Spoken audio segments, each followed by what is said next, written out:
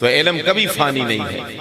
قرآن پڑھنے والا زندہ اور جاوید ہے، یہاں بھی اور قبر میں بھی اور اگلے حشر کے میدان میں بھی۔ مزے ہی مزے ہیں اس کے۔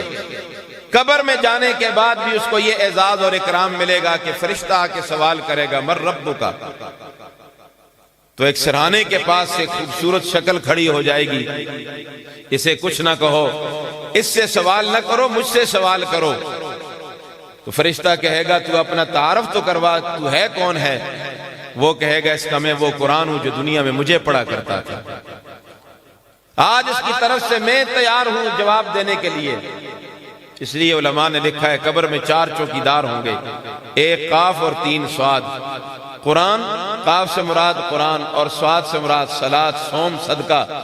قرآن کام آئے گا، نماز کام آئے گی، روزہ کام آئے گا، دیا ہوا صدقہ کام آئے گا۔ اس لیے بولو سب سے بڑی خوشی قرآن والی خوشی ہے۔ کون سی خوشی؟ قرآن کہتے ہیں اس پر خوشی کا اظہار کرو۔ اللہ نے 2 نعمتیں اس امت کو عظیم الشان دی ہیں، اور ان 2 نعمتوں کا کوئی نعمت مقابلہ نہیں کر سکتی، ایک قرآن والی نعمت اور دوسری نعمت محمد جوان والی۔ دونوں نعمتیں اعلیٰ ہیں، قرآن بھی اعلیٰ، محمد جوان بھی اعلیٰ۔